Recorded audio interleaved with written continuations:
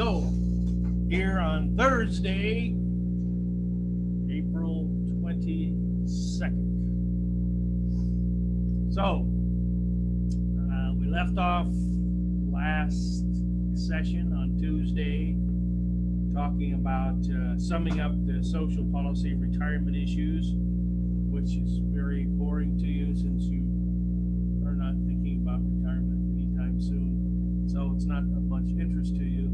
The only thing I can pass on to you is don't make the mistake I did and ignore it until the very end. Get yourself involved in some kind of retirement system, IRA, 401k, something, because as you heard on Tuesday, the Social Security system is not going to be around forever. It's certainly not in the form that it is today. So you need to start thinking about preparing for your own future, even though you're not going to retire for a long time, and even though you're not making much money now. You just put a little bit away and not touch it. For me, since I'm so impulsive, the easiest way for me to do that is to have a direct deposit out of my paycheck, so that I don't have to worry about spending it because it's already been taken and put into a savings account, or better yet, some kind of retirement account. So anyway, good morning to you all. We have a test tomorrow. I am hoping you are prepared, because you're not going to be here live to ask me questions. You're, of course, always available to shoot me an email and ask me a question. There's at least one student who I believe will probably meet with me privately by a Zoom session only for her, which I'm certainly willing to do as well. So if you need any help with this chapter, let's work on it together. Okay, so the last section of this chapter has to do with death of a partner. And usually they're talking about a husband or wife who's been around in your life for a very long time. The term for that is widowhood, meaning you're now going through life with just yourself and not your partner that you've had for a lot of years. Good quote here: although we worry about the future, most of us associate retirement with joy. Why joy? Because you don't have to work anymore.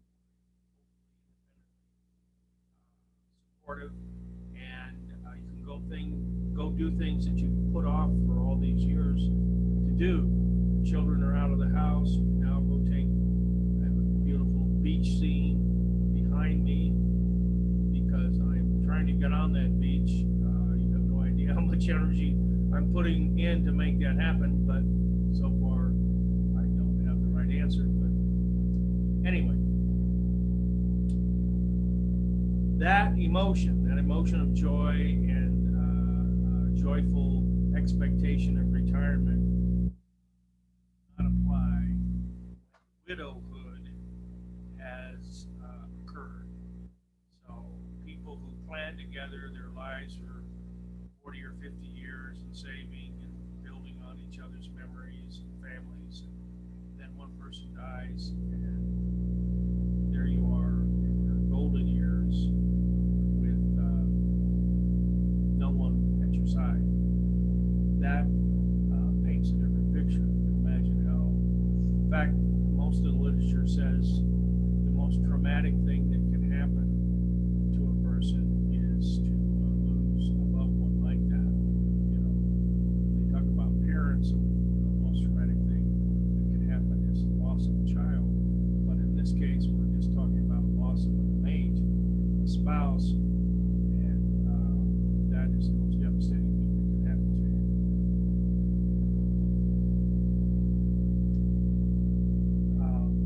She talks a little bit, Dr. Belsky talks a little bit about exploring mourning, a sense of loss and the process of dealing with that Very interesting enough. You know my interest in attachment, so here's a wonderful statement. Notice that the responses have similarities to those of toddlers who frantically search for a caregiver when she leaves the room. That's the stranger situation that we discussed in the early discussions about attachment theory. And the author, Dr. Belsky, is basically saying the emotions that a person goes through in widowhood is very much like Mary Ainsworth's stranger situation, where the mom and the child go into a playroom and the mom leaves and the kid loses it. Very similar reaction to spouses who lose a spouse, and they lose it because that comfort zone, that attachment figure, that person that you can go to when you're feeling pain or you're fearful, you're anxious, all those challenges in your life, that person that you can rely on is no longer there. And of course, for the little child who's crawling on the floor, they don't understand the continuum of time, and they don't understand the future because they don't have mental capacity at that age to understand that. As an adult, we do have that mental capacity to understand that when your spouse is gone, they're gone and they're not coming back.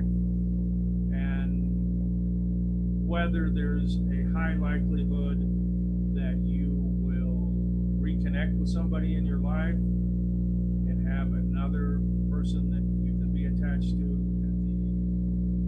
after your first spouse or your latest spouse has died is up in the air.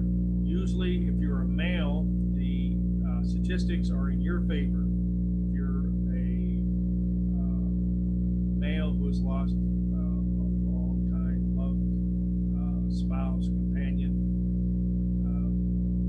you seem to be able to re-engage with another person and carry on with your life. With women, it seems to be different. The hurt is a little different, and their ability to re-engage with others is not that great, at least not as good as men. The other issue is just plain statistics. When you get beyond 55 or 60, there are more women that are alive that age than there are men. Men fall to stress-related illnesses like heart attacks, stroke, other kind of illnesses, cancer, more often than women do. And therefore, the pool of people available is small.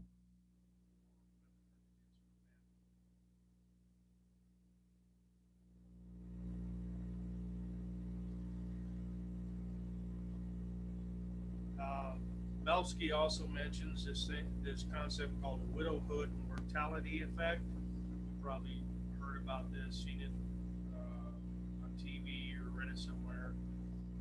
That there's lots and lots of documented cases where people who have been married for 50, 60 years, sometimes even 70 years, that one spouse dies and within a couple days the other spouse dies. It's as if they give up in life. The love of my life is gone. I really don't have any reason to live. I'm already 85, 90, whatever. And they just literally give up the will to live, even if they're not sick at the time, battling some illness. They just give up the will to live and then they die. There is pretty good statistics on that. And if you have that loss, that great loss and feeling of depression and detachment, then you can literally just die. And the statistics say that does exist. It's not disease based where you're spouse dies, so then you stop caring anymore.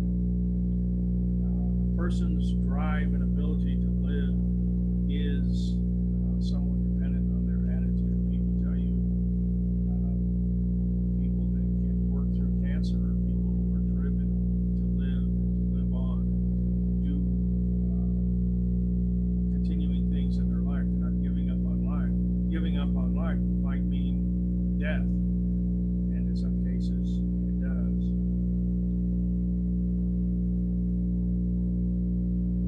Another thing she mentions is that friends are most important in determining how people adjust to the loss of a loved one. People tend not to rely on their families. They tend to rely on their friends for support when a spouse has died.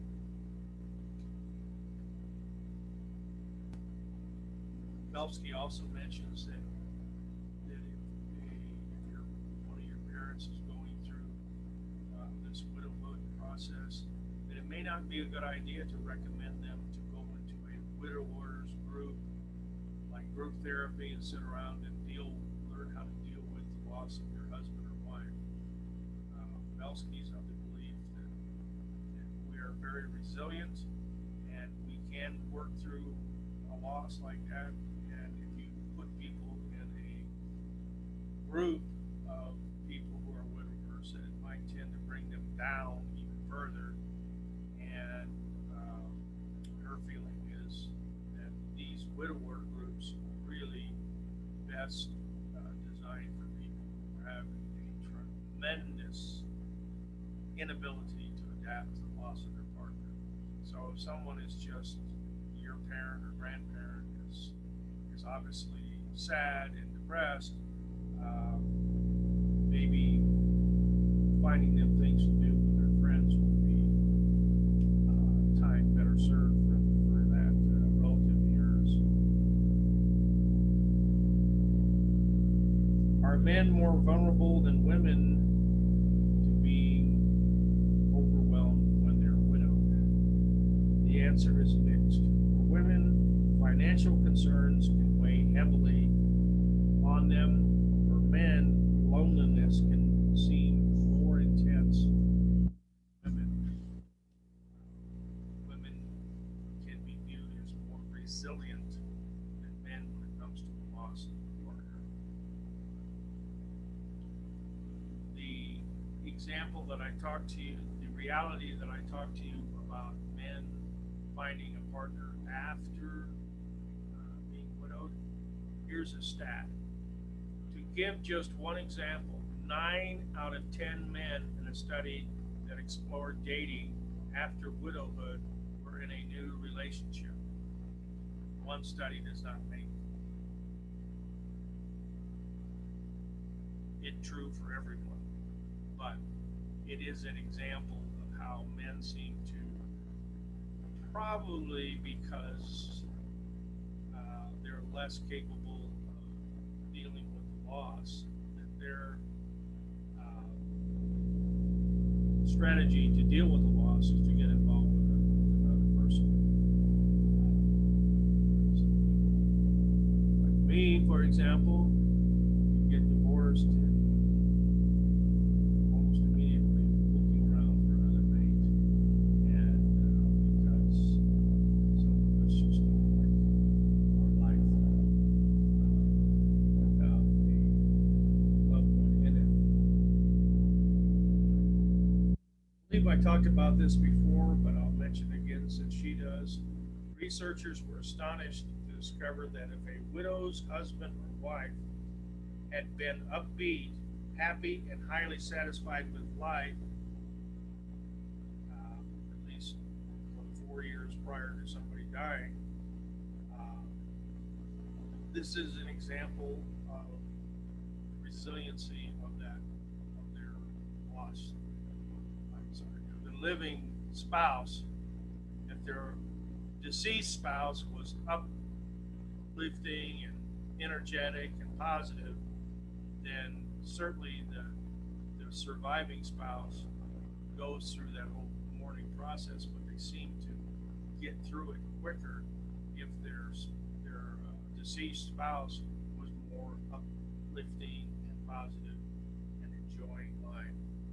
Having an uplifting, loving mate carries over to emotionally float a survivor for the rest of their life. In other words, that relationship, which was really positive, is sort of incubates you and surrounds you and protects you even in the absence of that mate, so that you have a happier life.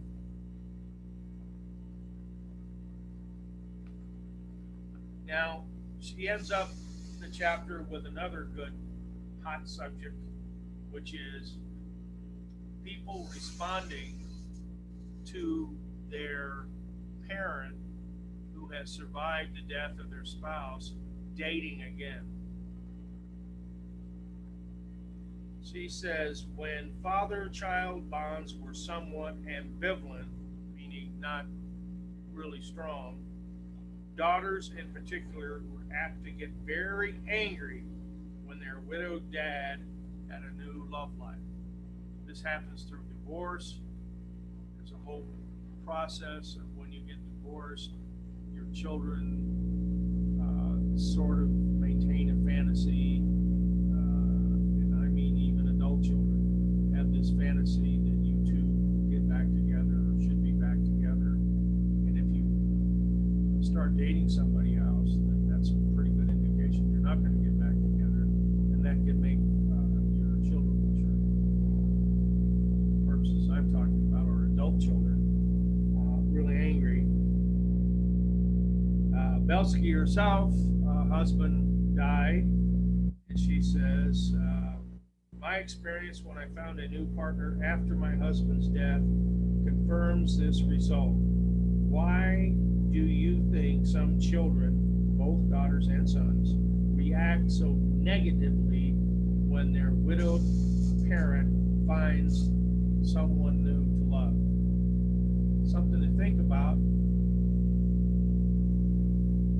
If one of your parents were to die, how would you feel if the surviving parent started dating somebody, let's say a year later or something? And how would you feel about that? Would you encourage them and feel their happiness, and they can sort of fill that void of their lost love, and now they found a new love? Or do you look at it as a betrayal of the deceased parent, that you're already involved with another woman or another man, and your love of your life has only been gone for a year or so? Certainly, if it's less than a year, you could understand where somebody might really get upset about that. But I just arbitrarily picked a year. But how much time does it have to be? A year, or 2, or 5 years? Maybe it doesn't matter how much time.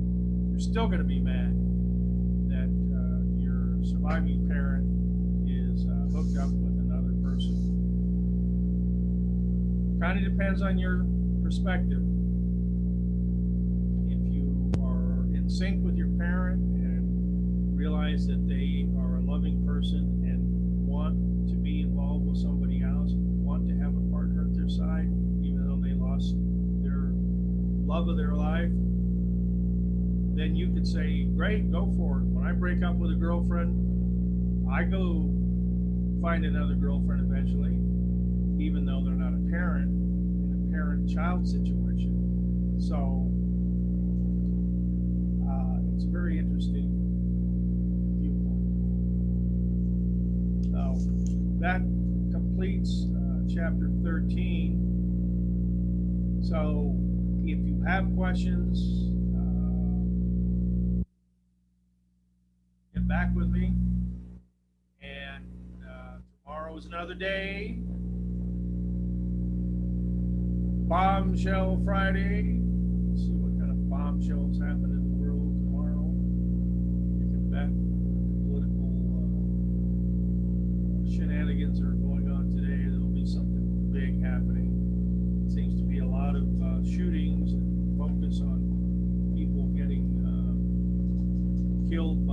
police officers, and then the fallout from all of that. Best advice I could have for you is wait until the facts come out, because as you can see in some of these recent shootings, there's a whole community that's up in arms, anti-police, and blanket on the police officers. And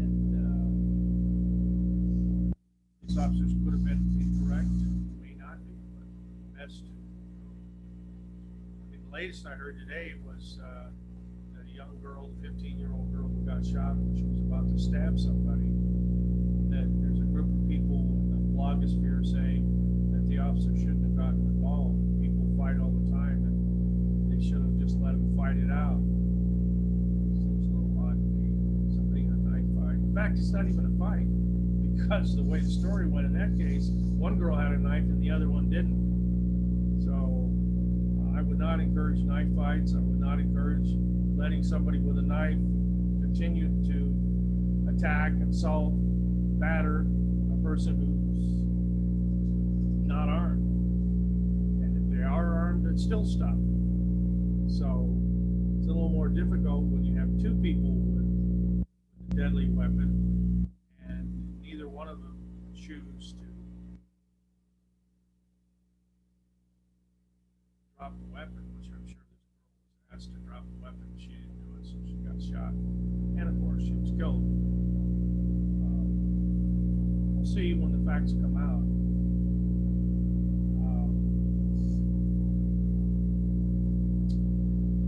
Oh, all right. We'll see you tomorrow at 10 o'clock. Again, some of you have tests you need to make up, and we're almost at the end of the semester, so if you don't, you don't. That's up to you, but it will hurt you on your grades significantly. So, like I say, a lot of professors do not allow you to make that stuff that you missed. I do, because I know there's life challenges and all sorts of weird things that happen to you outside the classroom. But it's still on you to get it done. I'm not going to chase you and to beg you to take a test. You should be begging me to take a test. And fortunately for you, I'll let you do it. But it's up to you. All right. See you all tomorrow.